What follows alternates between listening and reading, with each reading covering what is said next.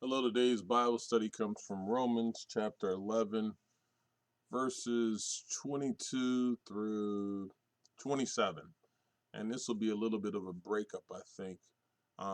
But verses 22 through 27, and it reads as follows. Consider therefore the kindness and sternness of God, sternness to those who fail, but kindness to you, provided that you continue in his kindness. Otherwise, you also will be cut off. And if they do not persist in unbelief, they will be grafted in. For God is able to graft them in again. After all, if you were cut out of an olive tree that is wild by nature and contrary to nature, or grafted into a cultivated olive tree, how much more readily will these, the natural branches, be grafted into their own olive tree? I do not want you to be ignorant to this mystery, brothers and sisters, so that you may not be conceited. Israel has experienced a hardening in part until the full number of the Gentiles has come in. And in this way, all Israel will be saved, as it is written, the deliverer will come from Zion, and he will turn godlessness away from Jacob. And this is my covenant with them when I take away their sins. So Paul is continuing on talking about truly the one that gives us everything. As he has spoken on the olive branch, he starts here and he says, consider therefore the kindness and sternness of God. God got some ways, y'all. Don't think we just get to say, oh God, give us everything. Do for us, Lord, blah, blah, blah. God has a sternness about him. He does chastise and punish. Out of love, but he still does it. Remember that. And it says, consider therefore the kindness and sternness of God. Hey, look at both parts of the Lord. The sternness to those who fail. God is God. If you don't believe, he cut you off. But the kindness to you, since they fell and didn't want, he's here for you. And Paul tells them, look at this, because this is big. And then he says, consider the goodness and severity of God when he says this. He's telling you, continue in his goodness. There's two sides to him. And you want to stay on his good side. We all do. Not in the sense that salvation by works, because we can't do enough. We can't do what we need to do to get salvation. That is a gift. So it's not the works. It's not our works. It's his grace and mercy. And his goodness to us, as I said yesterday in yesterday's lesson, this is about the giver. This expresses God, what he gives, because we don't give. We don't give enough. We can't give enough. So he speaks to that and he tells them, but continuing in God's grace. And that means stay in a good relationship with the Lord. Why would you not want to be in a good relationship with the one that provides you everything? He's saying, don't go away from God's kindness.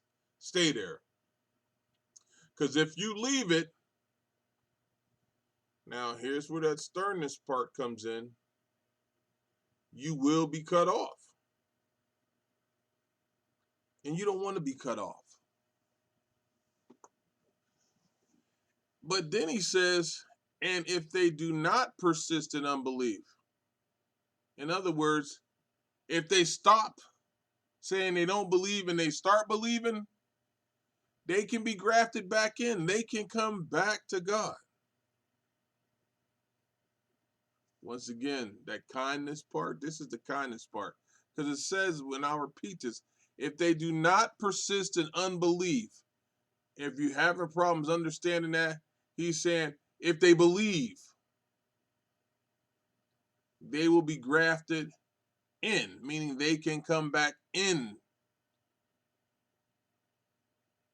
They can come back to God. Just as we were talking about the tree, the olive tree, he's still speaking in that text, but now he's telling them they can come back to this tree and be grafted in. And then he says, guess who can do it? He says it right in the next part of the verse. For God is able to graft them in again. For God is able. Not you, not me. We lead people to the Lord. We show the people who God is. But God is the one that does the work. So God is able to graft them in again.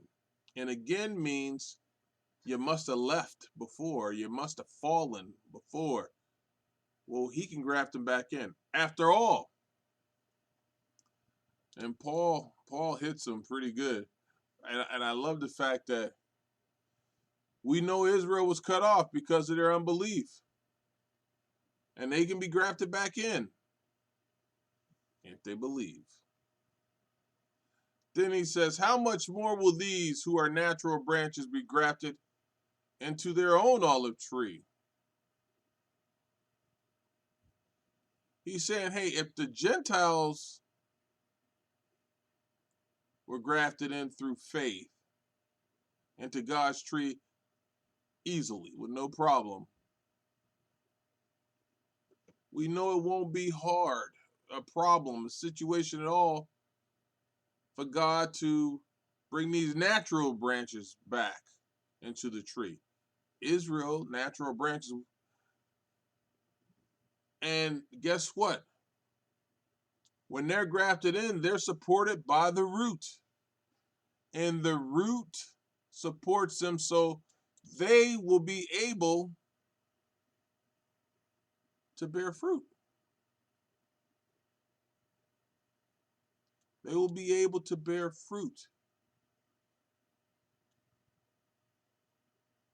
So when it gets down to verse 25 and he starts talking, he says, for I do not desire, brethren, that you should be ignorant of this mystery, lest you should be wise in your own opinion. Uh-oh. Lest you be wise in your own opinion. This is a warning, because you know we are not wise on our own anyway. You can look at Proverbs and see wisdom. So we can't be wise in our own opinion. It comes from God. So this is a warning to understand and heed and clearly understand this. You must not be ignorant of this. Blindness in part has happened to Israel.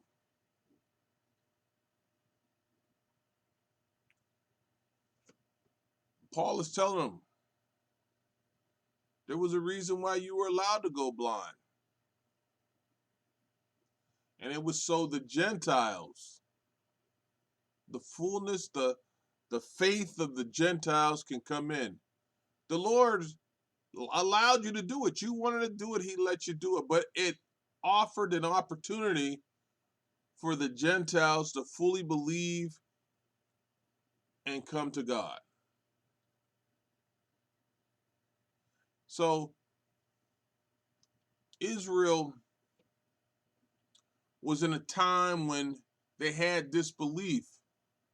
So this disbelief was their blindness, not accepting, not seeing God. And it didn't say that they were going to stay blind. It was just saying at this time they were. They were having some problems. So all Israel will be saved.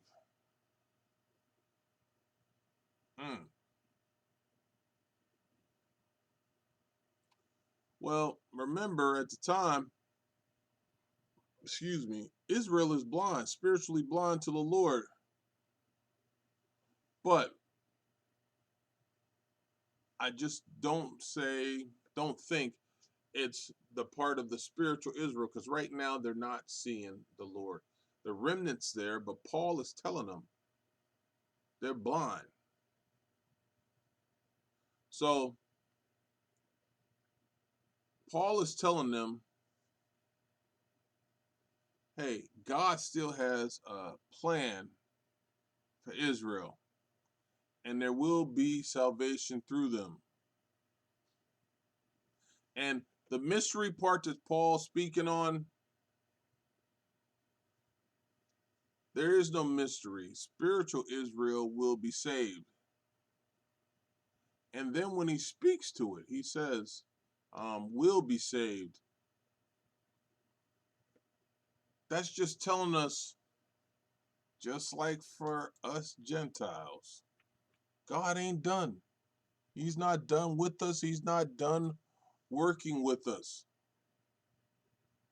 So be happy about his kindness and not even being done. And all Israel will be saved does not mean everybody. We may think it says that, but that's not what it says. And then they have to know that they have to return to Jesus Christ. If you don't want the Lord to be done with you, then you better turn to Jesus Christ. Call on the Lord. And that's what he's saying there. You gotta, in order to have this blindness go away, this condition, this situation you're in, you have to turn to Christ. And then he tells you that with that, Jesus is coming back. So the deliverer will come out of Zion. Now this is out of the book of Isaiah, I think it is. And that means that God was going to redeem them. He was going to redeem Israel. He had work to do. And he was not going to leave all of Israel. He still had plans for Israel. So God was going to redeem them. So when you look at this passage here, you got to look at the purpose of Israel rejecting the Lord or the Messiah. And it was that the Gentiles could be reached. They had an opportunity. And of course, the Israelites were to be jealous of it, but it gave the Gentiles an opportunity to receive it. And then God's plan for Israel, God was always going to redeem them and restore them. The question is how many were going to accept and believe. Amen.